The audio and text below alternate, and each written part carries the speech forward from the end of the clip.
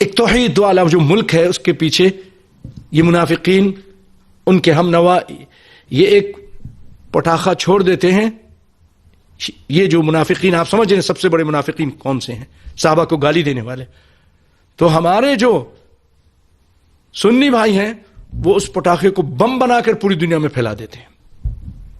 وہ ایک شوشہ چھوڑتے ہیں اس کو پوری دنیا میں واٹس ایپ پہ یہ ہو گیا وہ ہو گیا. سب بھول جاتے ہیں ان کے احسانات. یہ بھول جاتے ہیں کہ یہ توحید پرست ہے.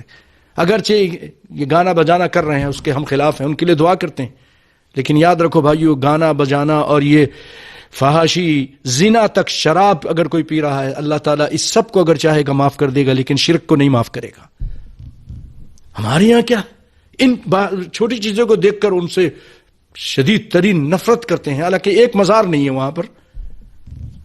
اللہ کے فضل و کرم سے اس توحید کی برکت سے امن و امان ہے.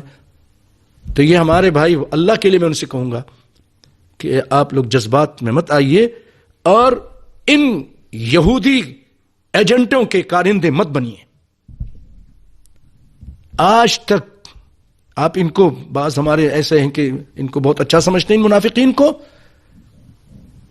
انہوں نے افغانستان میں کیا کچھ نہیں کیا مسلمانوں کے ساتھ, عرب جو مجاہدین سے ان کے ساتھ کیا کچھ نہیں کیا, افغانستان میں کیا کیا. آج بھی میں اپنے عراقی ساتھیوں سے پوچھتا ہوں آپ بتائیے کیا حال ہے, کہتے بہت برا حال ہے.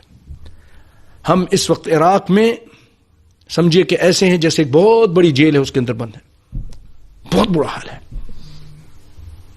ابھی مجھے بتایا کہ یہ کچھ ایک ہفتے کے اندر اندر وہاں پر ایک فیملی کے 23 آدمی کو مارا گیا ہے. 23 آدمی کو, عورتوں بچوں سمیت سب کو ختم کر دیا.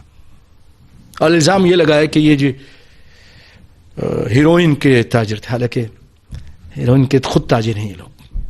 جو وہاں پر جو حکمران ہیں وہ خود تجارت کرتے ہیں اس کی, وہ انسانی اعضاء کے تاجر ہیں. بہت ظلم ہو رہا ہے. اگر ہم اسی طرح ان کے پیچھے رہے تو بھائیو پھر اللہ نہ کرے جو عراق میں مسلمانوں کا سنیوں کا حل ہوا وہ آپ کا بھی ہوگا, اللہ نہ کرے. تو جاگو, ان کے پیچھے مت جاؤ. توحید بہت بڑی چیز ہے.